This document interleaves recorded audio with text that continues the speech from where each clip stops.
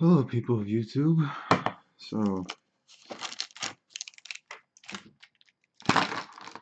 what we're going to do here today is my technique called Surreal Apophenia, and I'm going to do a tutorial on how to do it.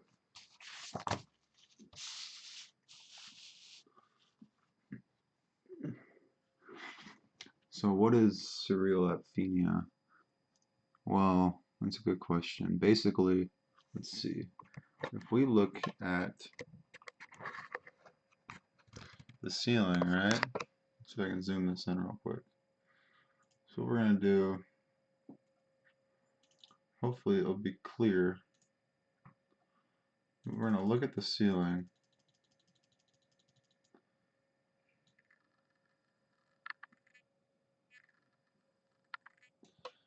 It's a little pixelated and fuzzy. I don't know how to fix that yet, but you see all the little textures up there.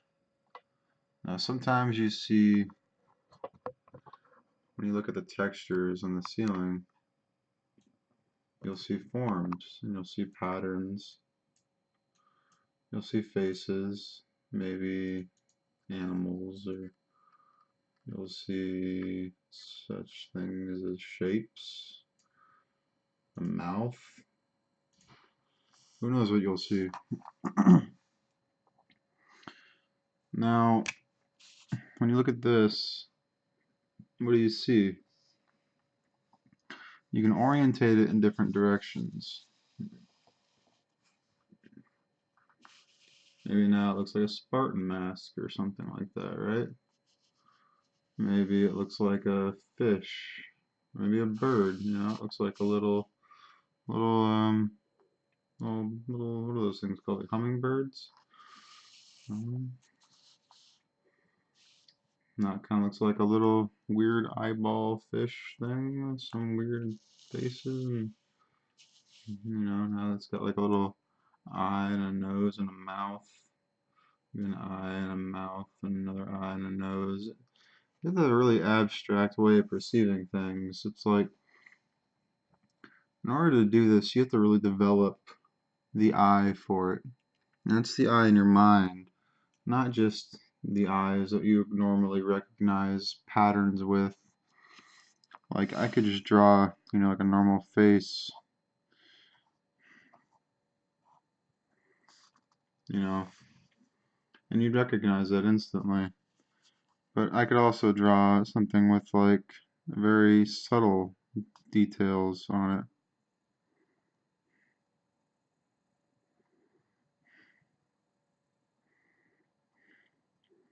Now this is a little bit too much intent for me. I usually just do it really naturally and just kind of let it come out on its own for really surreal looking forms. And then it's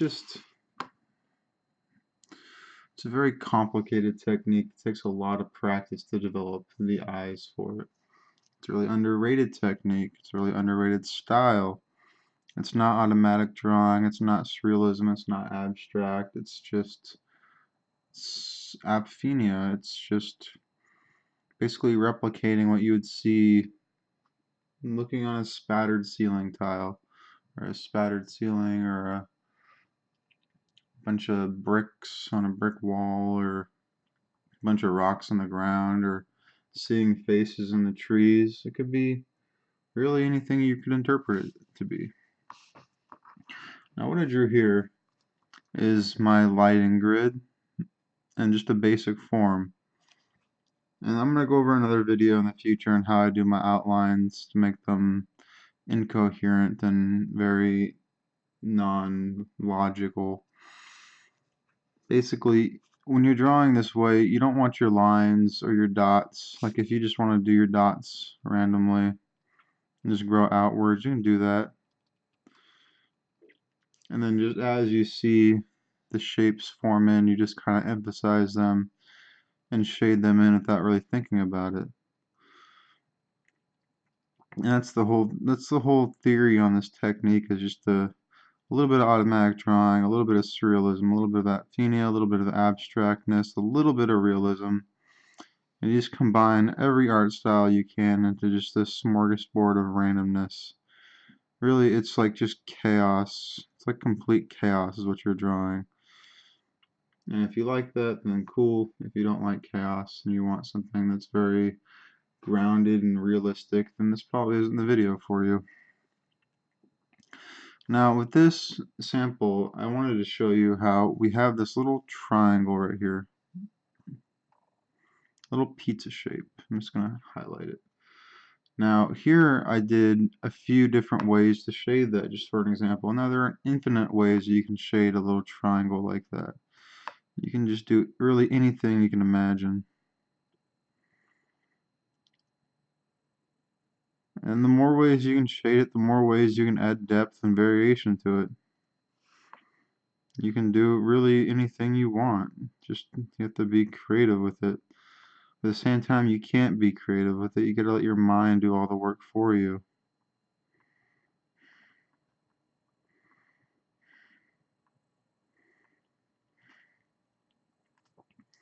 You know what I mean?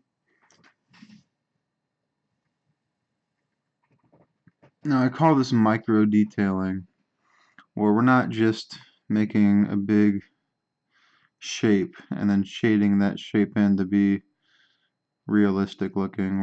We're not going to do this. We're not making it look like a real shape. I mean, if you want to do that, you can.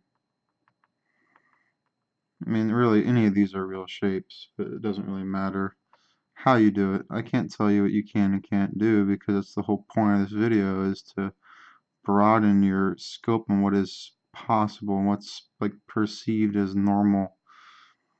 I'm so used to doing things off the radar that I don't even know how I would shade this in to make it look realistic. Honestly, I just keep adding dots to it. I don't even know what I'm drawing right here, just something really weird. No, I'm just going to finish it because I have to. You know, just weird shapes like that. And you have a little bit of a highlight, a little bit of indentation, a little bit of a shadow, a little bit of a beveled shadow. I'm going to get a larger pen so this doesn't take forever shading it in. This is a 0.5. Now, here's this circle around it. Maybe you're wondering what it is. This is my lighting grid. Now, I highlighted the areas in red. There's a red dot here. I usually do like multiple light sources for each object, which is really not a very fundamental thing in art. Usually you just pick one light source and you go with that. But I use multiple light sources, and I'll show you how I do it. So I'm just going to add a few dots here. I'm going to do this simple. It's a larger pen, so I can't add too much detail. The areas that I underlined in red are the areas I'm going to shade in with that one light source. Then I'm going to change the light source up. Sometimes I don't like my art, and that's okay. But sometimes people like the stuff I don't like, so I can't really judge what I create myself. And, you know, this looks really simple now. But when it's done, when it's complete, and you fill in all the white, you can even leave white in there. You don't have to make it all dark and scary looking. You can make it kind of beautiful if you want to, but you don't have to. Now these are going to be really long, not too long, probably 10 or 20 minute long max videos of me just kind of talking through my process. And I'll start doing some time-lapse videos of me talking over them. And then, there, we got that in. Basic shading, you know, basic shapes, which is okay. Now, I kind of want to add a light source right here. I'm going to shade in this big area and this little thing right here.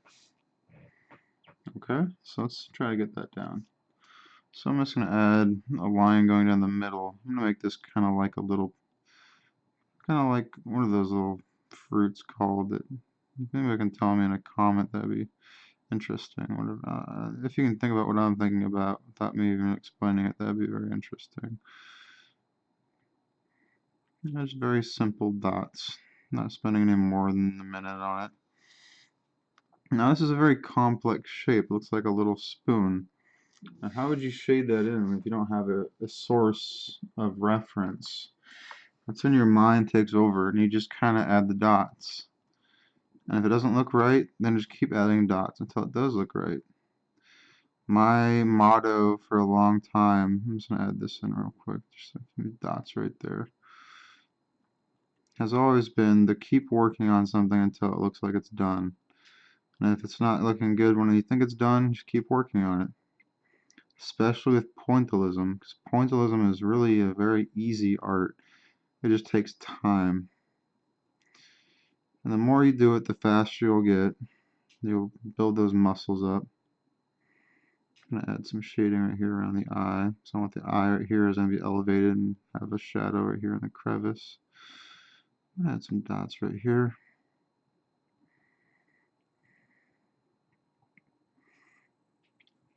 You know, it looks really ugly, but that's because I'm using a bigger pen. I'm not really trying to make this video not take too long. I'm going to just make this dark. I'm going to darken that a little bit too. So I tried to stick to the light source shining onto there. Then they have the light source shining directly on top of it. I'm going to add a light source right here. I'm going to do the rest of the drawing from this point of light. So we have a light right here. So I'm just going to add some dots right there. Maybe a few there so it has texture. The other reason why I like stippling is for the texture that you get with the pen. Looks like a very grainy, from a distance, it's a very grainy texture. So from here, we're going to add lights coming up through here, down this. And we'll just say that looks good for there. Here, I'm going to add a little bit of a bevel on the inside, like a pit. I'm going to shade that area in, so the light area is rised up. And I'm just going to leave that, make this a little bit darker. I'm going to blend it into this little ridge. Alright. And we have 1, 2, 3, 4 more cells to shade in. I call them cells because they're independent from the rest of the drawing until you shade the whole thing in finally, which is the second stage of shading. So for this type of art, you have basically 2 to 3 stages of shading. One is the micro shading, the micro texturing. Now I'm using a light source which is coming from up here for this area just because I changed it around. I just kind of do it automatically now. Sorry for not telling you. Don't want to confuse you too much. Then again, I'm not going to just give away the secret to my technique. You're going to have to develop it yourself. I'll try to drop some hints here and there and try to teach you the best I can. I do have a Patreon for $50, and I will be doing live lessons where you can ask me questions, maybe some guided lessons and stuff like that if you're interested in it. Now you see, this is really coming into shape. It's a very simple technique, but it looks very interesting. And the eye just grounds it. People will often ask me what I'm drawing, and then I honestly have no idea. That's the beauty of it. It's to the eye of the beholder. Maybe that's what I'm drawing as a beholder. You know, those little beings that see everything, like know the truth of all things. I'll leave that a little white. Okay, so this is the first stage of shading, and we're at 13 minutes, so I'll do the second stage for this video. Now for the second stage of shading, you want to pick one light source, and that's what I have right here. Now the light's going to shine onto this, and we're going to have shadows all throughout the background. Now I could do dots or lines for this part, but I'm going to do them in red. See, no, red would look cool. Or I could do them in gold, I don't know. These I'm just going to do little stipple scribbles, whatever they're called. I like the red just because it gives it some cool contrast.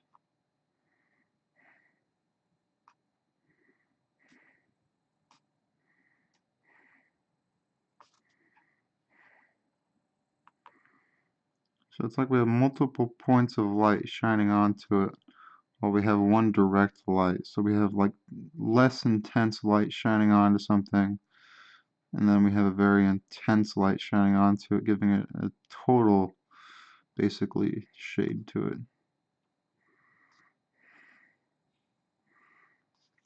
Now once again, I'm going to go over this again in black just with some lines. Probably should use a thinner pen for this, but just for some better darkness in there.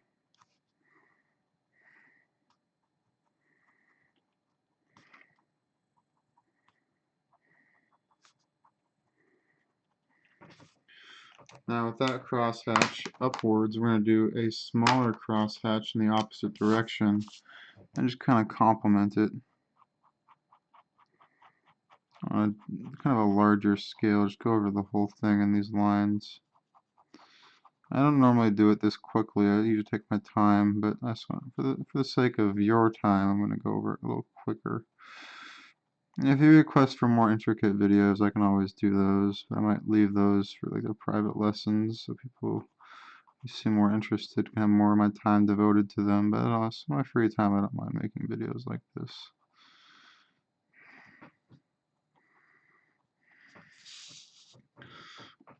Now, what did we just create right here? It's a very abstract form, but it has 1, 2, 3, 4 points of light, all shading in to a singular point of light, which is the primary. This is the primary light source. These are secondaries.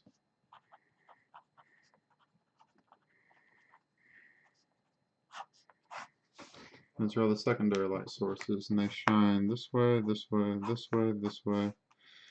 And the primary light source shines directly onto the rest of the piece. Just like how I did in these two drawings. This drawing, this drawing, and this drawing. Which I was doing on a stream. And that's how I do my eyes, if you were wondering. This is very simple. I can always explain that in another video. But this is a simple technique on how I do my Apophenia surrealism drawing method. And I hope you really enjoyed the video, and I'll make another one. I'll try to make a video every day. Maybe I'll go into some deep conversations. And then I have a stream. I need to put my Twitch on my page on the right side of the screen for you to see. My Twitch TV is Twitch/Zalkion with 2 eyes. I'll leave it in the description of the video. And yeah, thank you for watching and enjoy your art. Never stop.